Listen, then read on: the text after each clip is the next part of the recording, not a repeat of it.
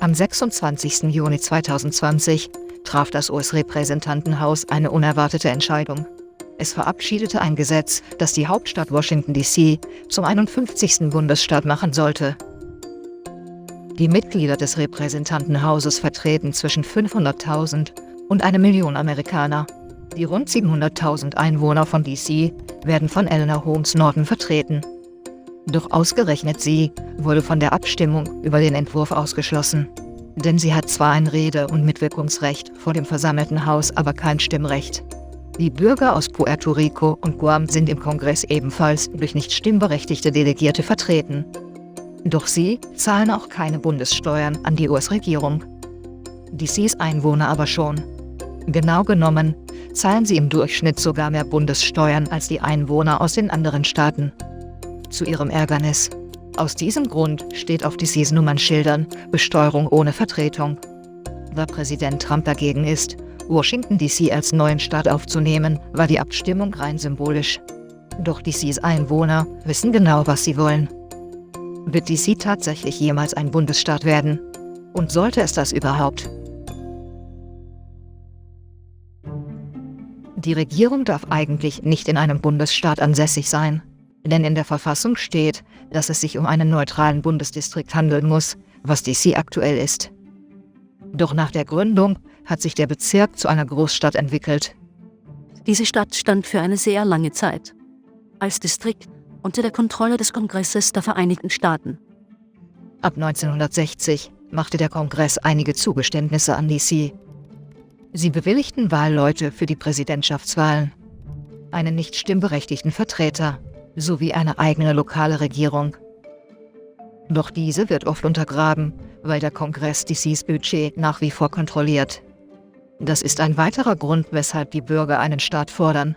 Wir befinden uns hier in einer der progressivsten Städte der Vereinigten Staaten. Manche Gesetze stehen aus diesem Grund im Widerspruch zu den konservativen Vorstellungen der Republikaner. Das ist noch untertrieben. Denn bei den Wahlen von 2016 erhielt Trump nur 4% der Stimmen von DC.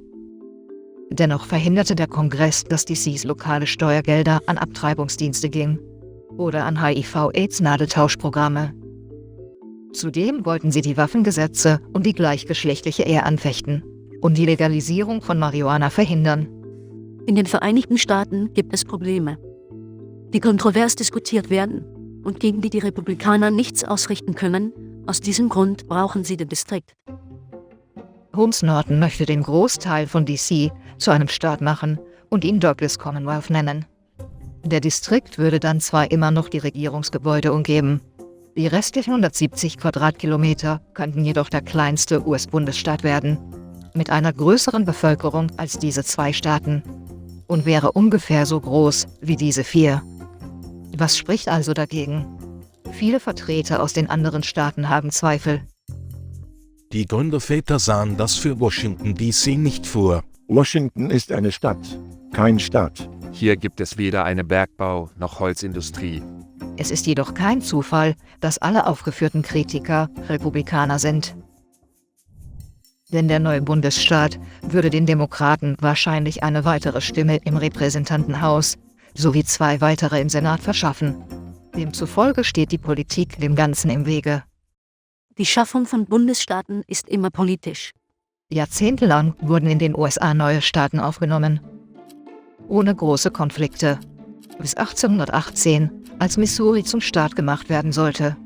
Zuvor war die Machtverteilung im Kongress durch Staaten, die für und gegen die Sklaverei waren, ausgewogen. Da Missouri ein Sklavenstaat werden sollte, wäre das gekippt. Das wollten die Freistaaten verhindern. Der Kongress kam mit einem Kompromiss. Missouri sollte parallel mit dem Freistaat Maine aufgenommen werden und als politisches Duo die Balance halten. Die Aufnahme in Paaren wurde später zur Regel. Arkansas, Sklavenstaat mit Michigan, Freistaat. Florida, Sklavenstaat mit Iowa, Freistaat. Texas, Sklavenstaat mit Wisconsin, Freistaat. Das System sollte auch das politische Gleichgewicht der Parteien erhalten. Zuletzt im Jahre 1959 mit Hawaii, das damals republikanisch, und Alaska, das demokratisch war. Aktuell kontrollieren die Demokraten die eine Kongresskammer und die Republikaner die andere, plus Präsidentschaft. Und solange sich das nicht ändert, wird aus DC kein Bundesstaat werden. Es wäre bestimmt einfacher, einen Bundesstaat zu machen, wenn es sich hierbei um eine republikanische Jurisdiktion handeln würde. Im Jahre 1993 fand die letzte Abstimmung über DCs Status statt, und obwohl zu dieser Zeit die Demokraten in der Mehrheit waren, stimmten über 100 Mitglieder gegen die Gesetzesvorlage. Heute sieht das jedoch anders aus. Das Coronavirus belastet unsere Wirtschaft. Über 6 Millionen Bürger brauchen Arbeitslosenhilfe. Im März wurde gegen die hohe Arbeitslosigkeit ein Corona-Hilfspaket mit etwa $1 Milliarde pro Staat bereitgestellt. Und obwohl DC normalerweise die gleichen Fördermittel erhält wie die Bundesstaaten, bekam es dieses Mal weniger als die Hälfte der Summe.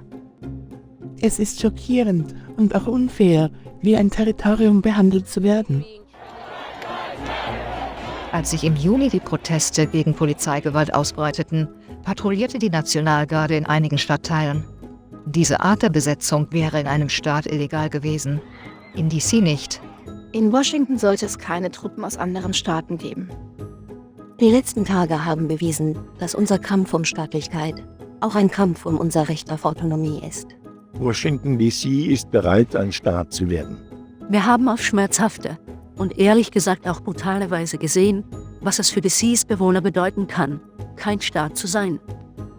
Aktuell ist die US-Bundesregierung noch gegen die Staatlichkeit für DC. Doch bereits eine Wahl könnte das ändern.